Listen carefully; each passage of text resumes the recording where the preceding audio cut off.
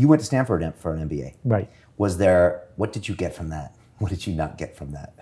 So because you road tested one of the best. Yeah, I was the second or third youngest person in my class.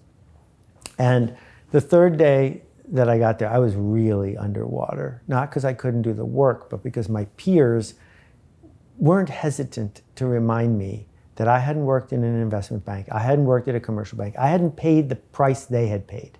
And in order to make themselves feel like that price was worth it, they were making me feel insufficient. And a guy named Chip Conley, who was my age, put I've had him on the show. a little note in my mailbox. Okay. And he did it to 3 other people. And he said, Tuesdays at 7 p.m., we're going to meet in the anthropology department. Would you like to join our little group? And there were 5 of us. We met there every single Tuesday for the first year. And we just brainstormed entrepreneurial ideas. We came up with thousands of them in that room. That was the biggest thing I got out of business school.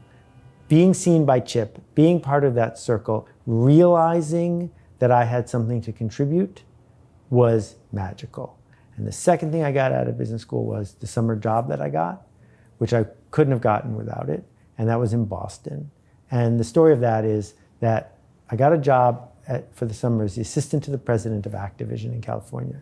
Fastest growing company in the history of the world, assistant to the president. Activision, gaming company. Yeah. Okay. And they were on a roller coaster ride. It was amazing. And at the last minute, I found out I couldn't stay in California. I had to get back to Boston to be with my family. And so I only had 4 weeks to find a job. And I almost got a job offer from Lotus, the people who invented the PC spreadsheet. I almost got a job at Hayden Software, the people who did Sargon, the chess program. They, however, interviewed me at the International House of Pancakes and turned me down. So then there were 2 possibilities left. One was Parker Brothers, and I'm a gaming guy and have been forever. Parker Brothers offered me a job in their computer game division, which was thrilling. It was Parker Brothers. And then I got this job offer from a little tiny company called Spinnaker.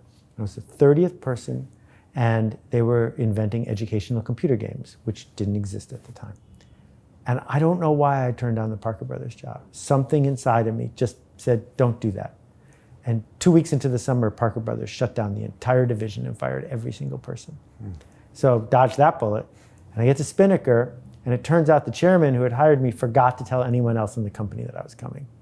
So the president comes out, shakes my hand, goes back into his office, shuts the door, and calls the chairman and says, who's that guy? So off to a rough start. But during that summer, I learned how to be a product manager. And at the end of the summer, they took me aside and they said, we have a secret project, but it's going to start right now. Are you willing to go to business school and this at the same time? So I went to class at Stanford on Monday and Tuesday, flew on the red eye, went to work in Boston for Wednesday and Thursday, and then flew back to California. And finally, one of the professors at Stanford took pity on me and just gave me a degree, and I never went back again, which was super nice. But that job changed everything for me. And I think of it almost every day. What did you learn doing that? I learned mostly that there wasn't anyone who was going to teach me to be a marketer or a brand manager or a negotiator or someone who was going to deal with leading a team of engineers. I ended up having 40 people working for me, even though none of them were direct reports. I worked with Isaac Asimov and Arthur C. Clarke and Michael Crichton, who I just called and did a deal with him. I was 24 years old, but no one was stopping me, so I just did. And this was practice for the internet, because what it showed me was that, yes, I had the backing. It wasn't my money on the table, but that I was able to weave together things, products that people loved. We shipped Fahrenheit 451 based on Ray Bradbury's novel. It was a computer game. And 2 days after we shipped it, I get a call in my office, because there's no email, and it's Herbie Hancock. Like the Herbie Hancock. And he says, man, I just want to tell you, I just finished the game. It was I was like, wait, what just happened here? And then I was hooked.